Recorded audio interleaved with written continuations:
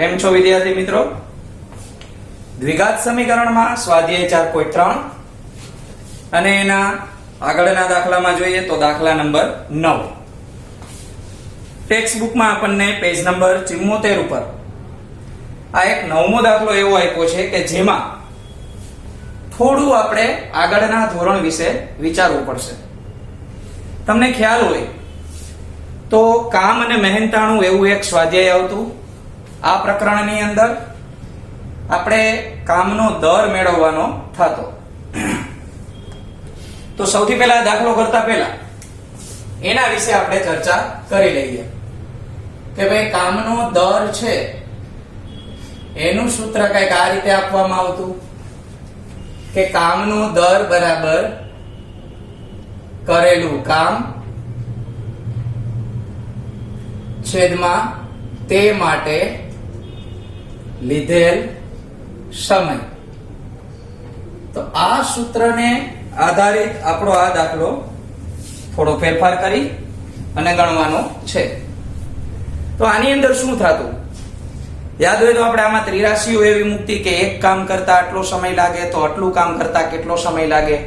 બે વ્યક્તિ સંયુક્ત રીતે કામ કરે. સ્ત્રી અને પુરુષ વાળો દાખલો પણ આપણે ત્રીજા ચેપ્ટરમાં આ સૂત્ર આધારિત કરાવેલો છે અને ત્યારે પણ મેં તમને આ સૂત્રની ચર્ચા કરેલી હતી. તો અહીંયા આગળ સૌથી પહેલા તો આપણે એની પ્રશ્નની વિગત સમજીએ કે એમાં આપણને શું આપવામાં આવ્યું છે. પાણીના બે નળ એક સાથે 9.3/8 કલાકમાં, એટલે સૌથી પહેલા તો તમને કલાકનો આંકડો છે એ જ મિશ્ર સંખ્યા અપૂર્ણાંકમાં આપેલો છે. એક ટાંકી ભરી શકે છે. મોટા વ્યાસ વાળો નળ ટાંકી ભરવા માટે નાના વ્યાસ વાળા નળ કરતા 10 કલાકનો ઓછો સમય લે છે. એ તો સ્વાભાવિક છે. મોટો નળ હશે તો એમાં પાણીનો ફ્લો પણ વધારે આવતો હશે, જેથી કરીને એની અંદર આપણે પાણી ભરવામાં ઓછી વાર લાગશે. બંને નળ દ્વારા ટાંકી ભરવાનો અલગ અલગ સમય શોધો.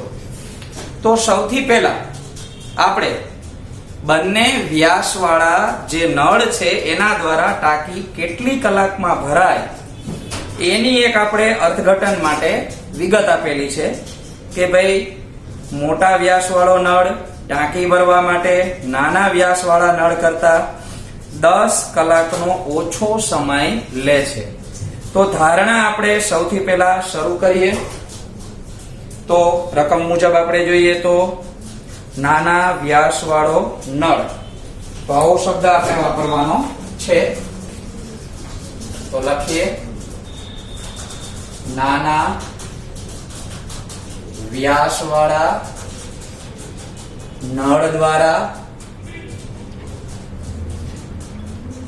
ટાંકી ભરાતા લાગતો સમય x કલાક રાખીએ. મોટા વ્યાસવાળા નળ દ્વારા ટાંકી ભરાતા લાગતો સમય એ આપણા પ્રશ્નની વિગતમાંથી આપણે જોઈએ તો કેટલી કલાક આપણે ઓછી લાગે છે?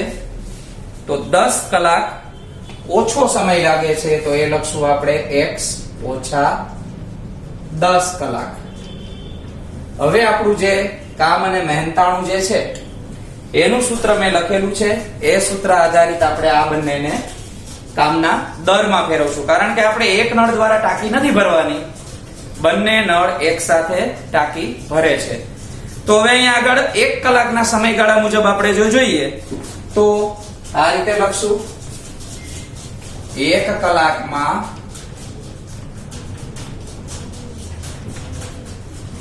નાના વ્યાસ વાળા, એટલે કે આપણો પહેલી વિગત, નળ દ્વારા ભરાતો ટાંકીનો ભાગ. તો x ધારેલા હતા તો એમાં 1/x લખશું. આવી જ રીતે આપણે મોટા વ્યાસમાં પણ લખશું તથા મોટા વ્યાસવાળા નળ દ્વારા ભરાતો ટાંકીનો ભાગ આ આપણને મળશે જે x - 10 હતા એ 1/x-10. તમે ચેક કરશો તો ખબર પડશે કરેલું કામ કેટલું, તો કે એક કામ, એક ટાંકી જ ભરી છે. એના માટે લીધો કેટલો સમય, તો કે નાના વ્યાસ વાળાએ x સમય લીધો એટલે કે x કલાક, અને મોટા વ્યાસ વાળા નળે x - 10 કલાક લીધી એટલે આ છે એનો લીધેલો સમય. તમે જોજો આ સૂત્રની અંદર મેં ખાલી ગોઠવણી કરી છે. મોટા ભાગે દર વખતે ઉપર એક જ આવતું હશે કારણ કે કરેલું કામ એક હશે. બરાબર? તો હવે આપણે આ બંને નળ જે છે એને સંયુક્ત રીતે પાણી દ્વારા પાણીથી આપણે ટાંકી ભરવાની છે. તો બંને નળ એક સાથે ખોલવામાં આવે તો કેવું સમીકરણ મળે, તો આપણે આ રીતે લખશું, આમ બંને નળ દ્વારા એક સાથે ભરાતો ભાગ, ટાંકી જે છે એ એક સાથે આપણે નળ ખોલશું તો આ રીતે મળશે 1/x પ્લસ 1/x ઓછા 10.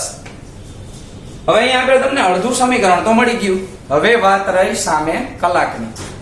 તો પહેલા આપણને સમયગાળો આપ્યો છે કેટલો એ આપણે લઈ લેશું. તો અપૂર્ણાંકમાં આપ્યો છે કે એક સાથે ટાંકી ભરતા 9.3/8 કલાક લાગે છે. તો એ પહેલા લખી નાખીએ. એક સાથે ટાંકી ભરતા લાગતો સમય 9.3/8 કલાક. અને આપણે સાદા પૂર્ણાંકમાં ફેરવી નાખીએ, શુદ્ધ પૂર્ણાંકમાં, એટલે કે 9 8 72, 72 માં 3 ઉમેરીએ એટલે 75, 75/8 કલાક લાગે છે. તો તરત જ તમને પ્રશ્ન થશે કે સર અહીંયા આપણે x અને x - 10 તો એને સૂત્રમાં કિંમત મૂકી તો આપણે છેદમાં લીધા છે. તો અહીંયા આગળ પણ આપણે આ કલાકને 1 કલાકમાં ફેરવીએ તો આપણી સંખ્યા છે એ વ્યસ્ત બની જાય. જે આપણને 75/8 આપ્યા છે એને આપણે વ્યસ્ત કરીએ તો 1 કલાકમાં આપણે લખીએ તો આ જ લીટી, બંને નળ એક સાથે 1 કલાકમાં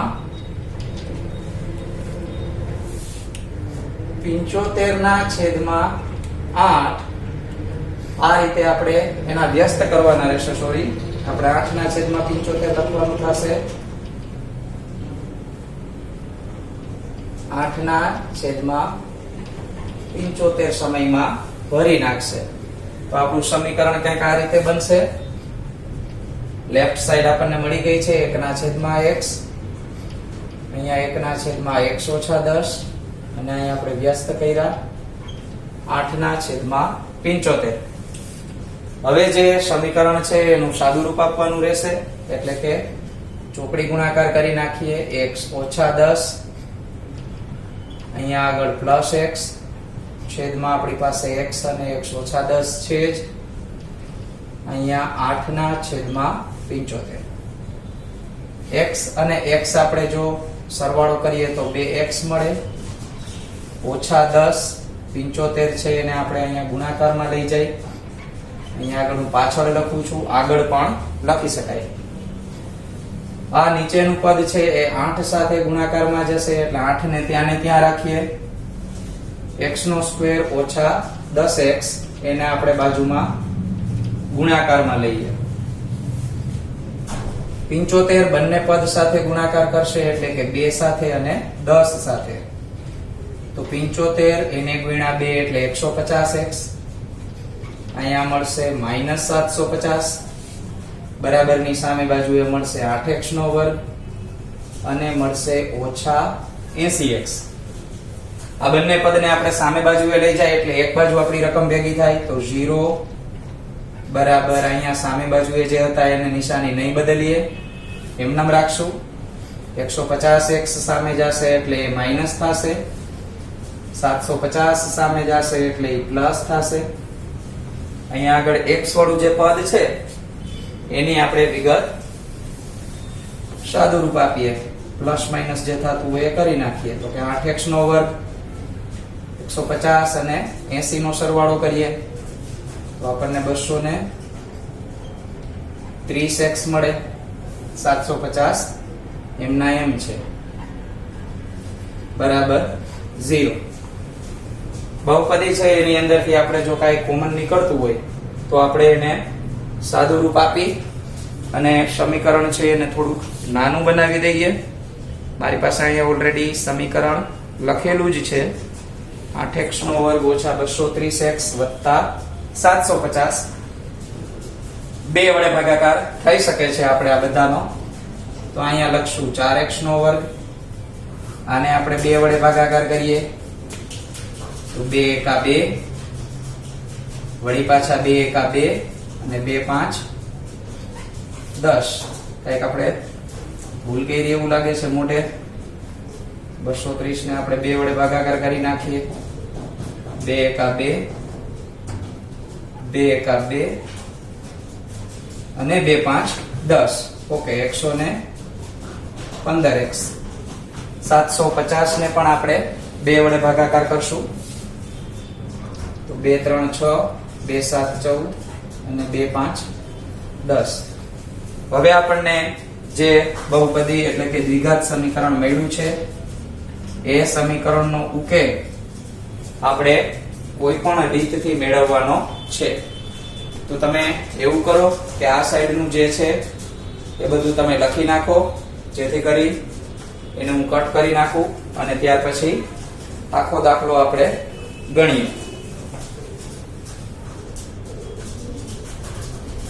તો ગણતરીને આગળ વધારીએ આપણે. તો આપણે દ્વિઘાત સૂત્રની રીતથી આને કન્ટિન્યુ કરીએ.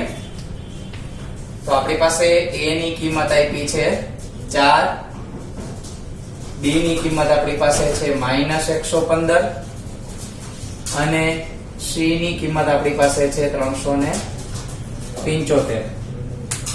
તો સૌથી પહેલું કામ આપણે વિવેચક મેળવવાનું થશે. તો t બરાબર b² -4ac. b નો સ્ક્વેર એટલે -115 નો સ્ક્વેર કરવાનો રહેશે. -4 a એટલે 4 અને c એટલે 375. ગુણાકારમાં તમે ગુણાકાર કરો. હું ડાયરેક્ટ આન્સર લખું છું. તો આપણા વિડિયોની લેન્થ વધી ના જાય એટલા માટે મેં અહીંયા ગણતરી કરી નાખી છે. ઝડપથી તમે જોઈ લો. 115 છે એના મેં 13225 કર્યા છે. 115 ગુણ્યા 115 ન કરવા હોય તો આવી રીતે આપણે શીખી ગયા છીએ 9મા ધોરણમાં. એ મુજબ મેં અહીંયા કર્યા તો 13225 મળ્યા. 375 ગુણ્યા 16 અહીંયા કરેલા છે તો 6000 મળ્યા અને આપણને મળ્યો જવાબ 7225. હવે જે આ 7225 મળ્યા એમાં પણ આપણે વિચારવાનું રહે કારણ કે આપણો d છે વર્ગમૂળ તો કાઢવાનું જ છે. તો આલ્ફા અને બીટા આ બંને બીજ આપણે મેળવવા માટે વર્ગમૂળ d હમણાં લેશું. આલ્ફા બરાબર -b +√d upon 2a અને બીટા ની કિંમત -b -√d upon 2a. Minus plus આડાવડા થઈ જાય તો બહુ ચિંતા ન કરવી. આલ્ફા અને બીટા બંને આપણા દ્વિઘાત સમીકરણના જ બીજ છે. તો b ની કિંમત આપણી પાસે માઈનસ તો હતી જ તો આપણે અહીંયા બે વખત માઈનસ લખવાના થશે. √d એટલે 7225 લખશું વર્ગમૂળમાં. a ની કિંમત આપણી પાસે છે 4. અહીંયા આપણે +115 કરી નાખીએ. 7225 નું વર્ગમૂળ આપણે વિચારીએ તો હમણાં આપણે થોડી વાર પહેલા આગળના દાખલાઓમાં શીખી ગયા છીએ કે ભાઈ 25 નું વર્ગમૂળ 5, 8 9 72 થાય એટલે 85 આપણે લેશું અને છેદમાં મળશે 8. બંનેનો સરવાળો કરી નાખીએ આપણે તો 85 માં આપણે 15 એડ કરશું તો 100 મળે અને બીજા 100 એટલે આપણને મળ્યા 200 છેદમાં છે 8 છેદ ઉડાડીએ તો 25 × 200 મળે તો આલ્ફા ની કિંમત આપણને મળશે 25 એવી રીતે બીટા ની વેલ્યુ મેળવીએ તો માઈનસ 115 અને અહીંયા વર્ગમૂળમાં આપણે 72 25 માઈનસ કરશું છેદમાં છે 2 × 4 આ થઈ જાય પ્લસ અહીંયા આપણે લખશું -85 છેદમાં આપણે 8 ના 8 રહેશે 5 માંથી 5 જશે તો 0 વધશે અને 11 માંથી 8 કાઢશું તો આપણને મળશે 3 છેદમાં છે 8 બંનેનો છેદ આપણે ઉડાડી શકીએ તો 2 સાથે ભાગાકાર કરું છું તો 4 2 8 અને 15 2 30 તો 15 ના છેદમાં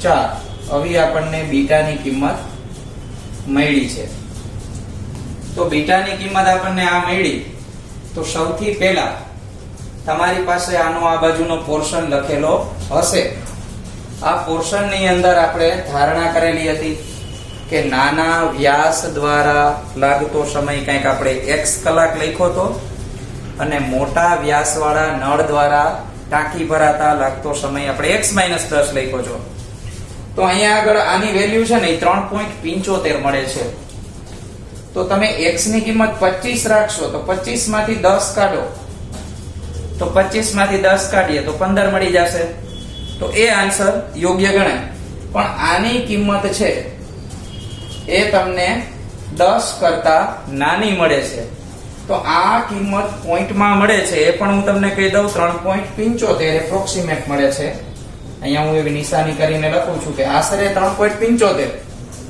તો x ની કિંમત તમે 3.75 લેશો તો મોટા વ્યાસ વાળા નળની અંદર x - 10 કરવાના છે તો 3.75 માંથી 10 જાય તો માઈનસમાં તો કલાક આવે નહીં એટલે અહીંયા આપણે લખી નાખશું કે ભાઈ આ જે ફિગર મળ્યો છે એ શક્ય નથી તો આ જે 25 આન્સર મળ્યો છે એને તમારે નીચે લખી નાખવાનો થશે એ કહી દઉં તમને કેવી રીતે લખવું તો નાના વ્યાસ વાળા નળ દ્વારા ટાંકી ભરાતા 25 કલાક લાગે